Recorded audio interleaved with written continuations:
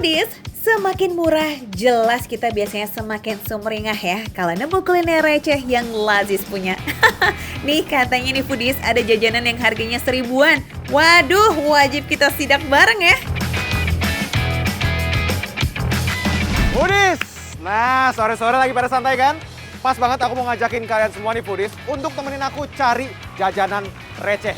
Dan ada yang menarik perhatian aku, pas waktu aku lewat di sini, aku sangat tertarik sama tulisan ini. RP 1000 dibaca 2000 ya 1000 ya.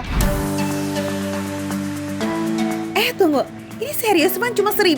Masa sih? Coba tanyain lagi deh. Bang, mau nanya Bang. Boleh. Itu 1000 rupiah nih hoax atau beneran nih Bang? Itu beneran Pak, 1000 rupiah. Beneran 1000? Iya. Jadi satunya ini adalah 1000 rupiah nih molennya nih. Ini nih receh yang saya cari-cari begini nih ya. Tapi Foodies, biarpun cuma 1000, lidah kita udah bakal dimanjain dengan varian rasa molen yang ada di sini. Mulai dari yang original, tape, coklat atau keju. Mantap toh. Etalasenya jarang penuh nih, bukan karena nggak ada stok ya, tapi justru karena saking larisnya. Kalian yang jajan kesini pasti selalu dapat molen yang fresh alias baru matang. Dan varian original jadi favorit pelanggan Raja Molen di sini. Ini kalau ngeliat kan seru banget nih Bang. Nah saya mau nanya nih, kira-kira boleh nggak nih Bang? Saya pengen coba sekalian bikin-bikin, Boleh. terus cobain, Boleh. biar Foodies di rumah pada tahu rasanya gimana. Cie, ceritanya kepo nih. Wah, boleh deh Van, biar Foodies juga tahu gimana sih bikin jajanan yang super receh ini. Oh, ini namanya dilempengin. Oke, sebenarnya adonan ini kenapa kita harus lempengin Mbak? Oke, apakah nanti kalau misalnya kita mijitnya jago nih Mbak, kan saya jago mijit nih, jadi lebih empuk gitu, teksturnya lebih enak, pengaruh ya berarti ya? Gitu Foodies, jadi ini nggak sia-sia saya jago mijit loh, ternyata berfaedah juga untuk bikin pisang molen ya. Saya nih Ivan, adonannya sih nggak pegel Van, tapi kayaknya kamu deh yang bakalan pegel. Soalnya ini baru tahap awal loh. Setelah adonannya dilempengin alias dipipihkan, harus digiling lagi biar makin pipih Foodies. Gimana? Masih semangat kan Van? Yuk sekarang kita masukkan adonan ke alat penggilingnya. Adonannya sekarang kita mau mulai giling, supaya jadi lapisan-lapisan yang tipis ya Mbak ya? Nah yang kayak begini nih yang butuh konsentrasi penuh buat pemula kayak Ivan Foodies. Sembari muterin pengungkit rodanya, tangan yang satunya lagi nggak boleh nganggur biar adonannya nggak putus dan tertumpuk rapi. Putar terus aja ya. Oh, tuh Foodies lihat nih. Jadi diputer tuh semacam digiling ya. Jadi waktu udah dia makin tipis, udah tipis nih gara-gara kita banyak, ini akan dia jadi makin tipis lagi nih. Proses penggilingannya nggak cuma sekali ya Foodies, minimal 3 kali giling. Pokoknya sampai benar-benar tipis tapi kuat dan nggak gampang putus. Kayak kamu dan dia.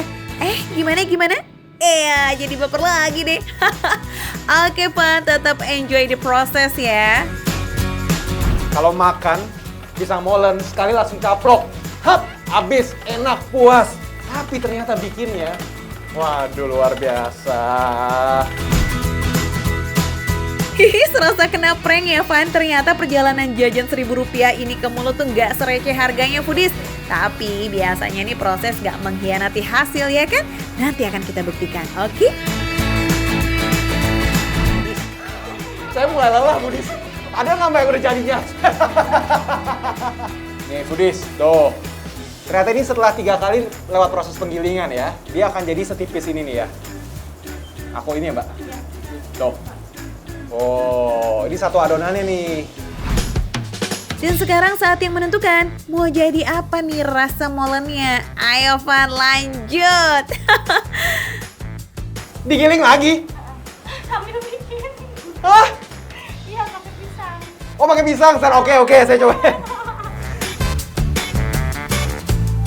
Kenapa Van? Jangan shock gitu dong, tetap harus semangat, oke? Adonannya digiling sekali lagi sambil diberi isian. Kalau rasa original berisi pisang yang dililit sekali, lalu dililit lagi dengan isian pisang. Kemudian dililit penuh sampai semua bagian isian pisang tertutup Foodies. Cara yang sama untuk isian coklat atau keju, dan lilitan pertama untuk varian isi, sementara lilitan kedua untuk pisangnya. Nah, sementara kalau untuk varian tape nih, isinya full of tape Foodies. Setelah itu, molen yang sudah jadi diremas seperti ini nih sambil agak ditarik ujungnya. Terus bentuk molennya jadi agak lonjong nih. Cara ini juga sekaligus melembutkan tekstur pisang dan merekatkan tiap lapis lilitannya. Eits, hati-hati ya remasnya, jangan sampai isiannya keluar dari lilitan. Ini hasil saya nih.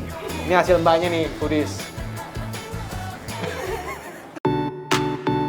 Meski bentuknya belum secakep buatan mbaknya, tapi untuk pemula kayak Ivan sih oke lah ya.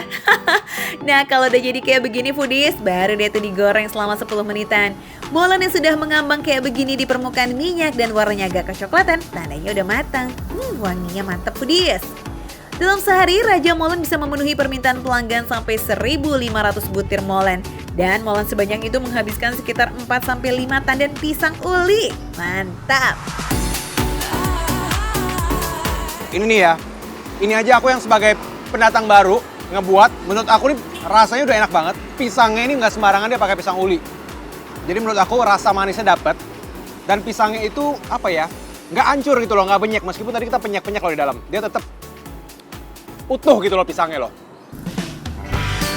Seorang Ivan yang baru pertama kali aja coba bikin molen nih foodies, dia udah bilang kalau molen buatannya enak. So, terbukti ya, pilihan bahan, ukuran, dan takaran yang tepat pasti akan menghasilkan makanan dengan kualitas rasa yang oke punya.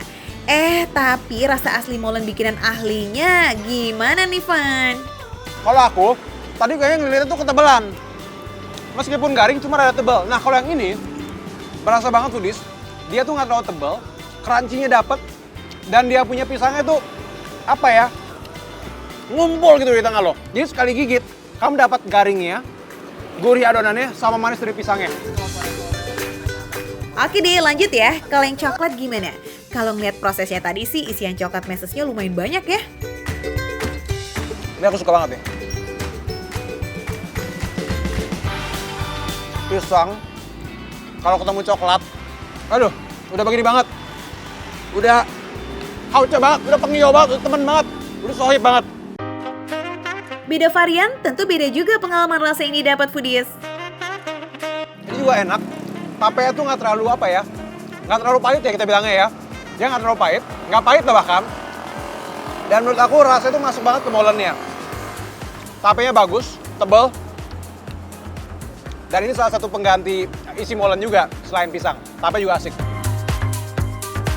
Tape berasal dari proses fermentasi, makanya nggak heran kalau terkadang kita jumpai tape yang punya sedikit sensasi rasa pahitnya alkohol akibat dari proses fermentasinya.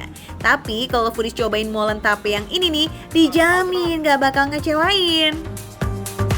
Satu lagi foodies, tadi yang ori udah, yang pisang, coklat udah, tape udah. Satu lagi keju. Tapi pertanyaannya, yang mana yang keju ya? Sekilas emang bentuk molen tape dan keju mirip banget ya foodies, sama-sama montok. Tapi kalau yang keju sedikit lebih ramping ketimbang varian tape. This is it. Ini dia keju, enak banget. Yang aku suka, gurihnya tuh nggak nabrak antara gurih adonannya nih, yang crispy-crispy ini, sama gurih keju plus manisnya pisang.